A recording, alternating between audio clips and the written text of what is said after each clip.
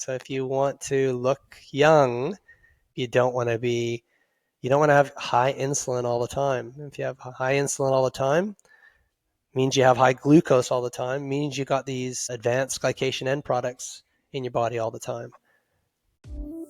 Welcome to the Athlete's Compass podcast. Each week, renowned sports scientist and founder of Athletica AI, Dr. Paul Laursen, athlete, coach, and sports scientist Marjaana Rakai, and coach and cyclist Paul Warloski discuss training, racing, and improving your health and fitness. Get ready for your journey to peak performance. Hello and welcome to the Athlete's Compass podcast, where we navigate training, fitness, and health for everyday athletes. We're going to get just a little nerdy today in talking about nutrition because today we're diving into a topic that affects not only our performance as endurance athletes, but also our health. Insulin sensitivity and insulin resistance. Insulin plays a key role in how our bodies use and store energy, and whether we respond to it well or not so well can shape everything from long-term health risks to how we fuel and recover from training. We'll unpack what these terms mean, why they matter for everyday athletes, and how we can tell if we're moving in the right direction. So, Paul, can you start by explaining in simple terms what insulin does in the body and why it's essential for athletes and non-athletes? Yeah. So insulin is they say it's one of the key hormones, like it's just a keystone kind of hormone in the body. And it's really, controlling and dictating metabolism. It's produced in your pancreas and specifically in the islets of Langerhans, they say. And basically it's pushing out in the pancreas, it's pushing out insulin into the bloodstream. And it's helping move your sugar, your glucose, into the cells of the body. It's basically telling whether to go into the cells or come out of the cells. And specifically the cells it's going into is like glycogen, muscle, and some fat as well. So that's the key thing. And it's so basically you eat your food and then inevitably there's usually some glucose in that food, and right around the bloodstream the islets are pushing in insulin at a level that's proportionate to the amount of glucose that it sees, that it appears. So very sensitive in terms of its regulation. And yeah, that's what it does. And if you don't, like, we know we have type 1 diabetics that they can't produce insulin, and when they, like, it's life threatening if they can't produce that insulin, because then they're left with all of this spill out of glucose. And glucose is it's ultimately a toxin. So if it just kind of hangs around and doesn't go into the cells, it winds up forming substances in the body that are ultimately toxic. So it's advanced glycation end product, abbreviated AGE. So if you have a lot of glucose in your system all the time, it causes this glycated protein to form. You're made of protein, and basically you wind up developing aging elements in your body. So your skin doesn't stretch like it used to, which happens in all of us as we age, but this process of high glycemia speeds that, which, we're all vain individuals, right? We've all got egos. You kind of want to keep that at bay as long as you can, right? So if you want to look young, you don't want to have high insulin all the time. If you have high insulin all the time, means you have high glucose all the time, means you got these advanced glycation end products in your body all the time. That's super interesting and depressing. Now I'm checking my skin, seeing what happens here. Well, depressing for me too, because I reflect on my own, really, I got the info wrong and I was taking sports science in university, and I was being told that I could have as much sugar as I wanted in my diet because that was good for my muscle glycogen levels, and that was what was key for me to perform. So I was all in. It's like 2 liters of Coke a day, no problem. It's terrible, right? So imagine all the advanced glycation end product work I was doing there at that point. Not good. So fortunately, I saw the light in time, and did some reversing. And if you're listening, you can do that too. You're still looking pretty young. Cheers. But again, I don't think I'll show you some photos, MJ. I wasn't. So I was aging. I had a What? good little tummy on me and everything. It was pretty, it's remarkable.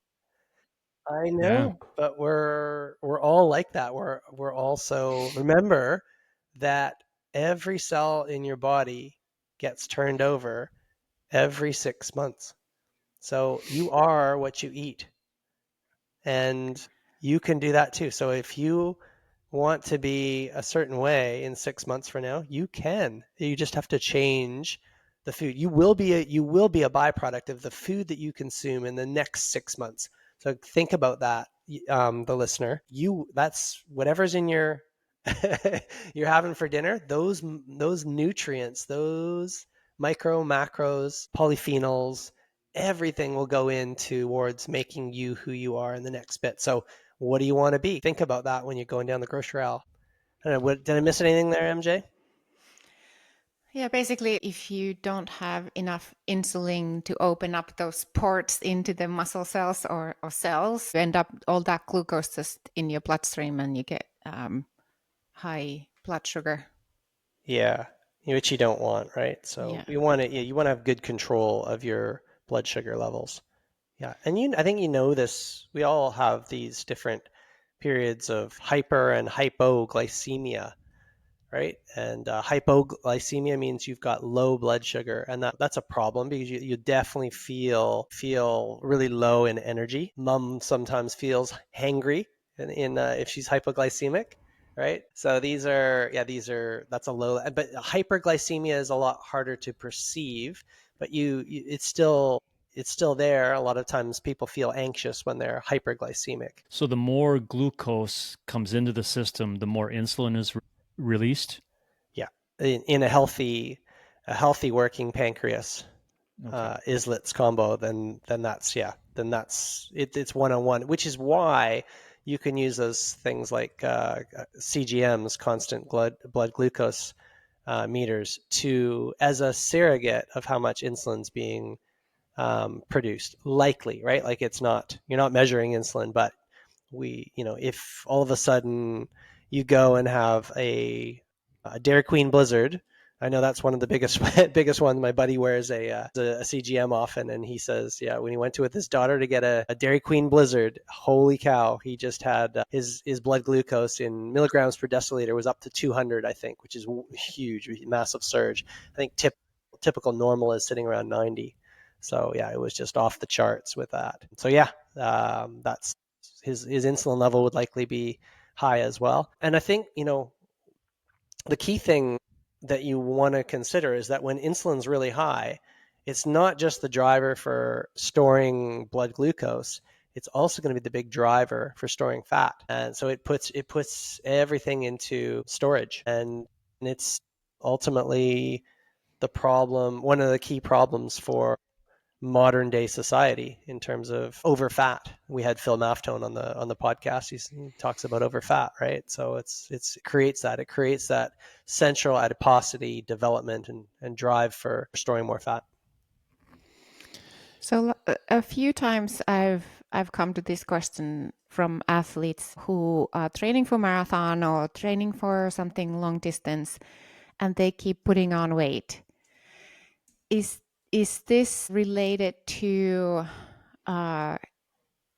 eating a lot of carbohydrates on their longer runs, longer rides, and maybe getting a little too much glucose in their bloodstream that is not being used muscles, and then it turns out too much excess energy and it gets stored as fat, and they're complaining, I'm training so hard, why am I just gaining weight?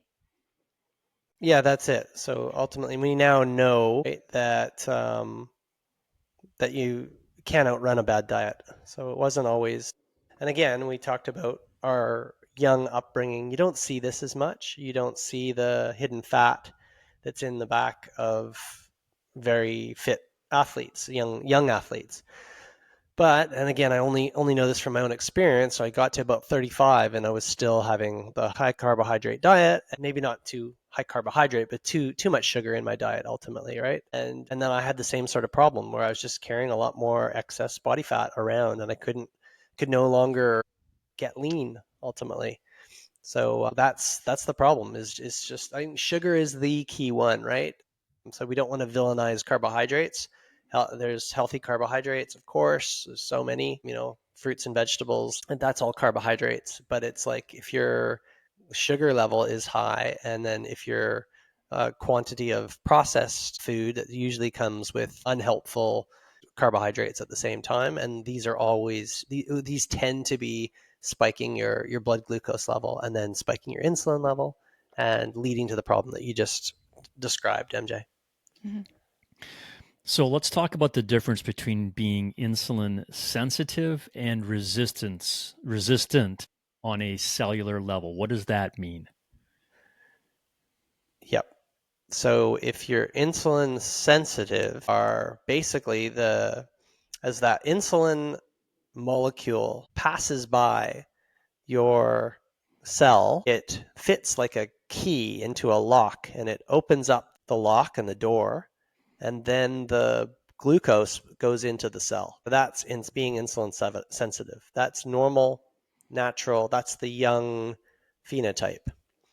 In the older phenotype, it's seen insulin all its life. It's had these issues and stuff. You start to develop insulin resistance. In other words, I guess it's just like it can be anything in the body, or you become resistant to it. But it's like it's kind of bored of the old insulin. We have high levels of it all the time, all around here, and it gets tired of, and it doesn't really know what to do with all that insulin, and it just becomes a little bit more sluggish, and it doesn't respond as it used to, and as a result, that insulin just doesn't work as well, and sugar levels stay high, and insulin just doesn't have its same sort of effect. So, and this relates to what we call metabolic flexibility. So your ability to process carbohydrates appropriately. Yeah, I think that's it. Is there a way to know that you're getting a little tired of that same old insulin, or without, any tests, or Well, I is there think it any? relates to what you just said before, MJ. It relates to that fat isn't going away like it used to when I used to train the house down. For whatever reason, that's still hanging around. Mhm. So that's a key signal that something might be off, and you're becoming less sensitive. You're becoming less sensitive, more resistant. Are there other early warning signs of insulin resistance besides the fat not going away? Um, it's really around the adiposity. It's the performance goes down as well too. So you're not as able to. We talked about in the last podcast the adaptation energy. So you're not as easy to adapt to the training. So you don't feel like your build phase isn't going to be as effective anymore, um, because you're just not. Yeah, you're not, like the fat metabolism as the base is what drives the adaptation. So if you're getting overtraining more, like a lot of fatigue, that's what Phil Maftone and I have coined before, the unhealthy athlete, right? Like athletes look fit and healthy, but in a lot of contexts, they're not. There's an underlying like base level of chronic fatigue that sits within that athlete.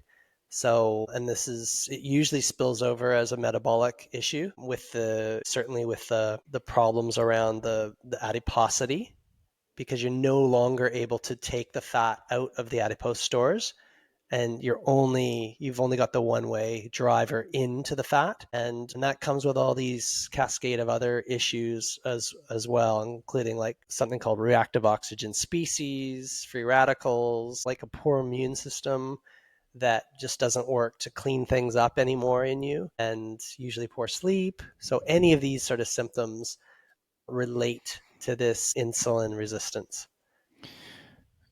Paul, is this an age thing? Do older people, you know, does it become more of a problem as we get older, or is it simply too much sugar on a Yeah. constant basis, or It's both? kind of both, Paul. Yeah, Okay. because again, I think it's we arrive on the planet, and then we're get exposure to sugar and insulin throughout our life, right? And then the more so the longer we're exposed to that from an age standpoint, or the intensity of that exposure, right? If in the case where you're mainlining sugar all the time, like I used to do, honestly, like I was addicted to Coca-Cola or Pepsi during university, and I actually thought that I could, because of all the training that I was doing, I could totally get away with that, and it would just be totally fine. Like I had my facts wrong. So yeah, so I had a high intensity ultimately of glucose on my cells a long time, and it took me a while to figure out that I couldn't outrun the high sugar diet.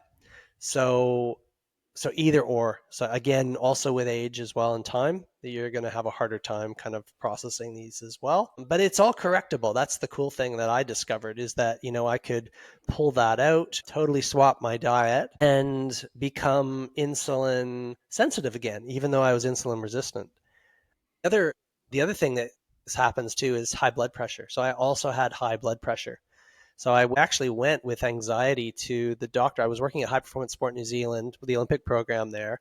And the combo of the stressful job, leading the program in physiology, alongside of the high sugar diet. And I actually had to go and get things tested out. I couldn't believe my blood pressure was like 135 over 81, 82. So I had mild hypertension, and I was like a 38-year-old worker. That's a pretty young worker, you'd sort of think, with the central adiposity just starting to kind of develop. But yeah, that high blood pressure kind of came in there as well. Swap the diet, same sort of time around Tim Noakes was doing that, and it was really quick, the adaptation for me after swapping the diet and getting rid of the sugar. That was the main thing, just taking the sugar out and then just going to a more of a whole food kind of diet, but certainly lower on the carbohydrate side. That worked for me, and I've sort of never looked back. It's always what I love. I love consuming now. It works so much better for me, and yeah, I'm pretty lean individual, and and still fighting fit. So yeah, it can be completely reversed. Why should everyday endurance athletes care about whether they're insulin sensitive or resistant, even if they aren't diabetic? And you've kind of answered this already, but I want to kind of drill down a little bit further. Why do we Yeah. care? Yeah, I think it just goes to your health at the end of the day. And even if you're an athlete, you might still be jeopardizing your health if you're kind of sabotaging that training and having sugar all the time. It's remarkable. I'm working with Luke Evans, who won the Ironman Canada, right, on with Athletica, and he was really of the belief. You can listen to that podcast that he had to have sugar that sort of fueling all of the sessions. And a lot of people have that same belief. And then it takes a little bit of experimentation and sometimes some coaching to realize that you don't. And yeah, and you really don't know what you're missing until you actually remove it, I guess, and remove that practice and realize that you don't really have to do things that way necessarily. But it's not easy.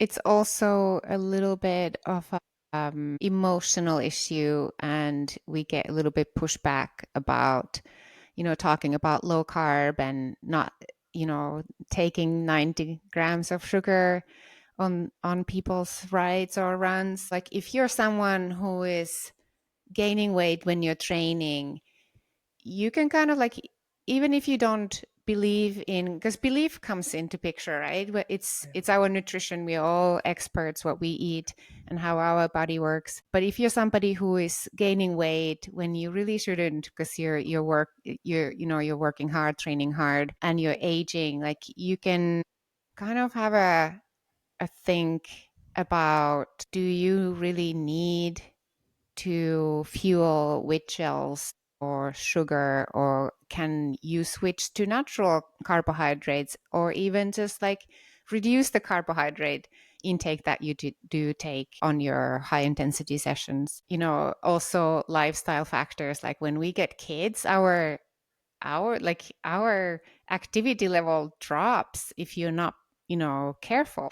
You gotta like take the lifestyle, activity into account, your training into account, and what you put in your mouth, and then kind of get a picture of why are you gaining weight, if you're somebody who's gaining weight, right? Yeah, for sure, for sure. And again, huge empathy to the parents out there. And again, I'm a parent as well, so I know that, kids will gravitate towards carbohydrates and sugar type foods. So they're around your house often, and they just find they find their ways around, right? And then food's on the table. It's easy just to kind of grab that.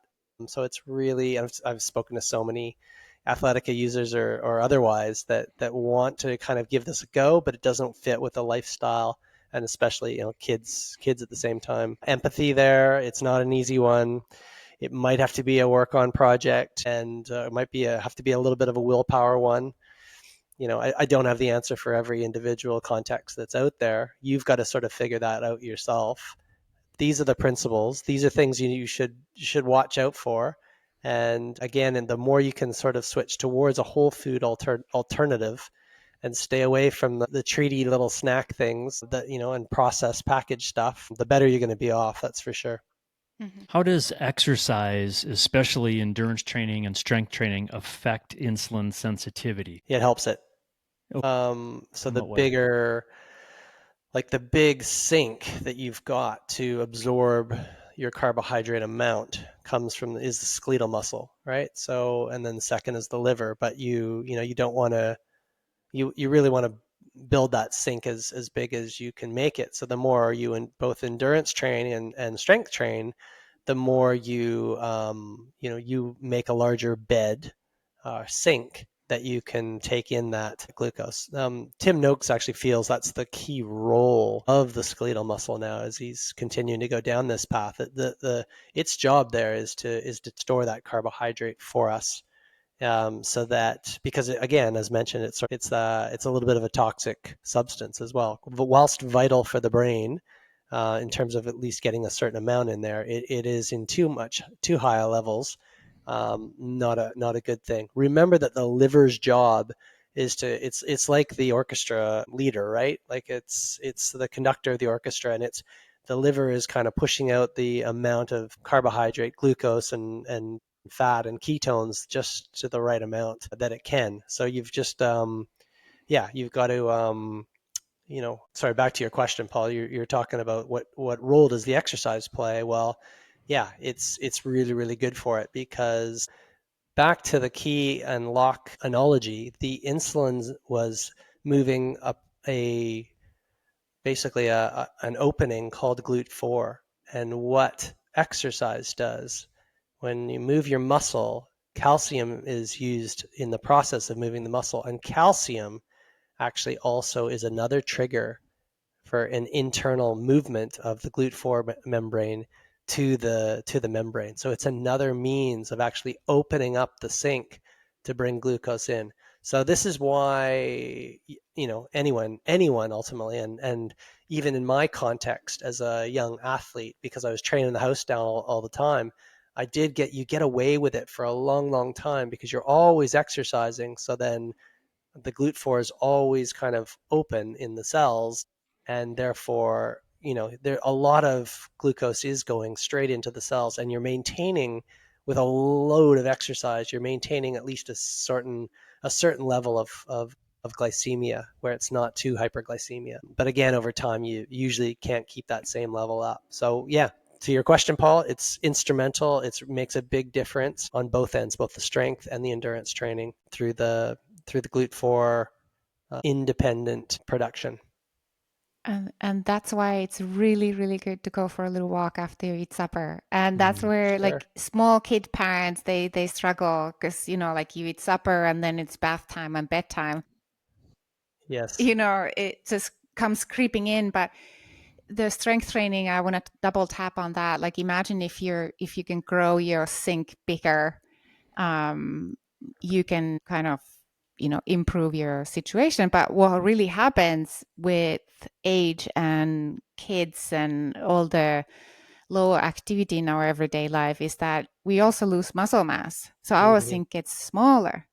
So that's why, like, I am so dedicated to keep my muscle mass up as long as I can. And that's what, like, our parents used to do. They owned farms and they worked in the farms, and they had muscle mass longer than we do. Our generation is doomed. Not necessarily doomed, you just have to have awareness of this, and you need to emphasize these important behaviors, like you're just kind of Hmm. mentioning, like going for the walk after dinner, strength training, doing everything you can to hold on to that muscle mass, Hmm. and recognizing that all these mechanisms are sort of sitting around there. From the endurance athlete perspective, like, we often skip the first session. To skip is strength training.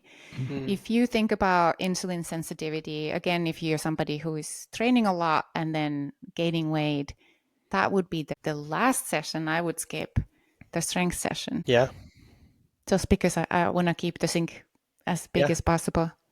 yeah, I agree. Along that line of thinking, so if somebody learns or suspects that they might be insulin resistant, what are some of the steps they should take in training, diet, lifestyle? What should they be changing? What would be your first top 5 things, Oh, I would scan your diet and ask yourself, am I ingesting sugar maybe too much in my diet? Really look at the ingredients that you're having. And then second, because again, remember that the master conductor is the insulin, right? Like that's the key regulatory hormone. That's not debated.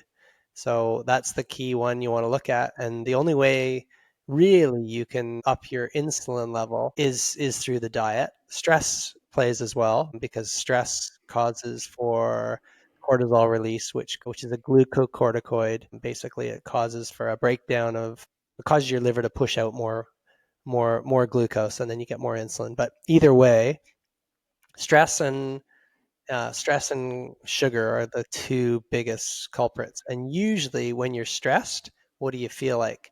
You're usually craving a sweet, right? So it's a vicious sort of circle and cycle. But I would do that analysis first. And then, yeah, I would go back to the Mickey Willenden podcast that we did and really look at, what are some ways that we can potentially curb and change. And she was recommending, if you want to stay away from the carb and fat debate, no problem, but up your protein level. And, that's usually a really good way to make a big change and, create satiation. You're you're satiated, you're not hungry. That's the key problem, right? Is that your body is often hungry. And if you're hungry, you should be eating. That's the apostat that's telling you something that you're missing. Usually it's a micronutrient deficit. And a lot of times with the protein source, you're getting a lot of the micronutrients that are kind of coming in there, and you curb the satiety signal, and that just calms and helps things so much. Exercise is another one, right? Like the tube exercise also usually creates a reduction in the hunger too, because it naturally does that through the ketones and fat that's usually put out there when you exercise. So I think those would be my top ones, Paul, is like, yeah, sugar check, stress check, protein level check, exercise check. I probably got four. Maybe MJ, you got a fifth in there for me? Strength training, Ah, nice one. There we go. of course. But Paul, I want to double that what you said there. Exercise decreases your appetite. It's not always. I remember when I Oh, was, only meant in the acute phase. So yeah. yeah, like, I remember doing long rides in the Dubai desert there, and I Mm. was constantly hungry. And I would, like, every 20 minutes I would eat something because I was just hungry all the time. But I that was I was doing things a little differently back then. Yeah, you were having a lot of gels, right? And these things. Oh, yeah, chocolate bars, candy, grapes, anything that I could Yeah. have, I would eat. Yeah, so for sure. I mean, it's like your small glucose pool, right? It's just like it's so small and it's kind of battling and Hmm. it's just you don't have the fat levels, the base to be able to handle the exercise there. So yeah, Hmm. like that's almost like you're bonking all the time, we say, right? Like Yeah, Paul would know that in the cycling context. yeah, So it's like, yeah, and again, if you're bonking all the time, you're probably deficient in your lower level base and your ability to burn fat. So yeah, if you're going to do a metabolic test, right, your crossover point, and that's when we're looking on the test and we're looking at how much fat you're burning and carbohydrate you're burning progressively up the higher levels you go. You have a really early crossover point and you're going almost straight to carbohydrates as you know after you hit like 40% of VO2 max, which is really low, and right. you should be up towards 60 or 70% ideally before you're crossing over, and when we say crossover, we're talking about an equal proportion of fat and carbohydrate that's being burnt Hmm. in the test, Hmm. so on a standard metabolic test. So I definitely wasn't able to tap into my fat stores then back Nope. then. But would you then recommend starting experimenting with fasted training to improve that? Yeah, definitely. And again, we just touched on it in the last podcast. We spoke about the periodizing your nutrition. Hmm. So, yeah, that's a great place to kind of start. Now, if you're listening to this and you're freaking out about even contemplating a fasted training session in the morning, probably tells you that you might benefit from that actually. So it's yeah, and how do you do it? So, how do you do your fasted sessions, MJ? What do you do? I get my coffee, Yeah, so a little bit of a wakey wakey, and yeah, then I head out. yeah, exactly. I'm 100% the same. So it's like, yeah, I know I've got a ride planned with either myself or a buddy, and it's like set the alarm, coffee first, use the toilet, out the door, and you're just prolonging the fast, right? Hmm. And then when you finish the workout, you should feel pretty good in that workout too. And then yeah, and of course my coffee's black. MJ's might have a bulletproof or whatever she has, but it's like yeah, it's like it's sort of a lower carb sort of thing, and then yeah, a big breakfast when you get home, and just Yeah. even changing that instead of having breakfast before versus after, it's like you're prolonging the fasted period of time, like that's the window where you've been under low insulin level from your morning, right? Again, Yeah. like you whenever you have your dinner, whenever that is in your life, maybe it's 6 or 7 o'clock at night, whatever it might be, like you're not eating past that time, and then you're fasting right through the night, and then prolonging that fast, like you're moving over to say you're not going to eat till 9 or 10. You've almost had like a 14-hour window or more where you're not eating, and that's like a period of time when insulin is low, and when insulin is low in your body, it's signaling for you to replace the fuel that you used to use with not with glucose but with fat. So you're increasing your fat metabolism by doing that method. Hmm. What about not this is not technically fasted, but what about like if you eat eggs or very like high Yeah. protein, right? Yeah.